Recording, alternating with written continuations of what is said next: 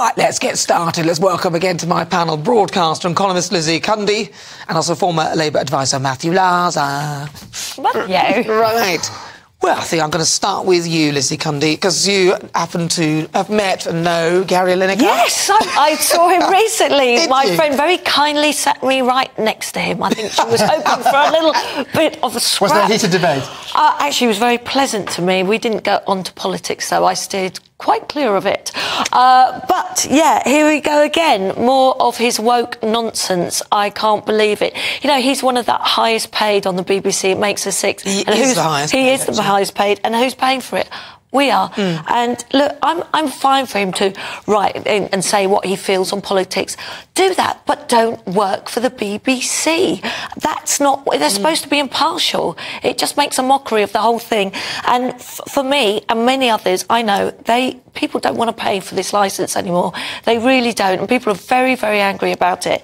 And as for Carol Vorderman, you should hang your head in shame for what she did. I thought it was absolutely, totally disgusting. As she knows, all her followers will just read that and complain about this wonderful station willy-nilly, just doing what she said. It goes against every rule and every grain. And frankly, I think they should throw the book at her. I really do. Yeah, because it's actually prejudice, isn't it? Because that is... You're prejudging something, you haven't seen it, and then you're making an assessment and telling others to do bad things or complain about something that you haven't even seen. How can that be an acceptable behaviour? That's almost like pretty much initiating a pylon onto GB News for no reason at all. She hasn't seen the programme. Well, the reason, of course, was to get her number of social media followers up and to get her attention. And look, it's never a good look. It's perfectly acceptable to think that something is wrong. It's perfectly acceptable to complain about something after you've read it or seen it. But the old rule applies whether it's a book that you want banned or a television programme you think shouldn't be going out. You read it, you watch it, and then you complain, because then you've actually seen what you're talking about. And that's the golden rule that she broke.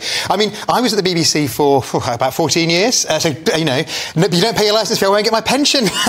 Well, I was at the BBC for about 13 years. I'm lucky for some. So, I mean, I think I was in news for most of that time in the BBC News division. And I think there's a lot of frustration from people in BBC News, not least when they see Gary Lineker's salary, but also when they see what he's given carte blanche to do. And so the BBC's got itself into a bit of a typical BBC muddle on the social media guidance, a sort of fudge. The guy who actually has to draw these up is my old boss. He's a great man, but he's walking a tightrope on this. And so basically, for news people, it's absolutely clear what the social media policy is. But people in non-news programmes like Gary Lineker, they've come up with this compromise that you can't attack individuals. You can only... There's a sort of cordon sanitaire either side of your programme.